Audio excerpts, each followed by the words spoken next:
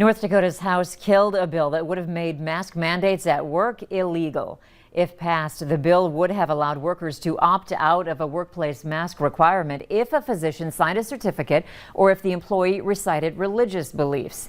The bill's primary sponsor, Representative Jeff Hoverson, said he knew he had a heavy lift, but those against it said there were fundamental issues with the bill. How would that be enforced? The regulatory agency said the bill does not provide enough clarity. For the reasons I've stated, regardless of your position on masks or not wearing masks, this is not the right bill for it. The bill did not have a lot of support when it went through committee, but all bills submitted are voted on regardless of their popularity. It's another in a series of bills that aims to roll back state of emergency authorities. There are other bills that make statewide and local mask mandates illegal. Minnesota House Democrats are working with meatpacking workers on a bill that would protect these workers against the state amid the pandemic. It would provide paid leave to workers at Minnesota meat and poultry processing plants so they could recover from an injury, an illness, or care for a sick family member. The bill would also enforce safety compliance. New federal guidelines meant to protect meatpacking workers are not mandatory, which critics say makes it easier for employers to disregard.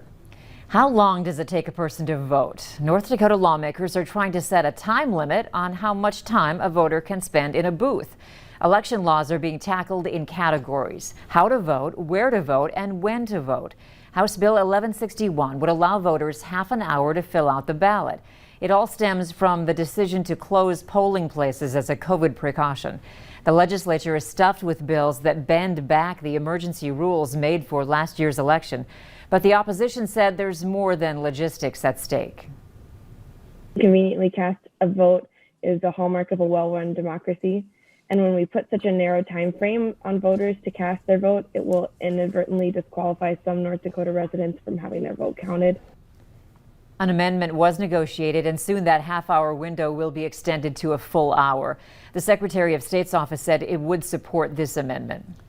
The debate is heating up whether Minnesota should tighten its election laws or make voting easier. A key Senate panel yesterday backed a Republican proposal to require voters to present photo identification. Supporters say it's aimed more at increasing voter confidence in election results than at preventing fraud. But opponents say an ID requirement could disenfranchise hundreds of thousands of eligible voters. Seatbelt ordinances state that law enforcement officers can pull a vehicle over if those in the front seat are not wearing a seatbelt. While a bill that passed in the Senate is looking to add stricter language to that law, another one introduced in the House is seeking to loosen the restrictions. The House Transportation Committee heard a bill this morning that would exempt anyone over the age of 18 from having to wear a seatbelt. Law enforcement and state agencies in support of the state's Vision Zero program say it's not a good idea for the state to relax seatbelt laws. It's the individuals that choose not to drive properly that endanger everybody's lives. Representative Jeff Megram, who introduced the bill, says he prefers freedom over seatbelt laws. Up next on Valley News Live at 6, with thousands expected, how the Fargo Dome is prepared to keep everyone as COVID-free as possible.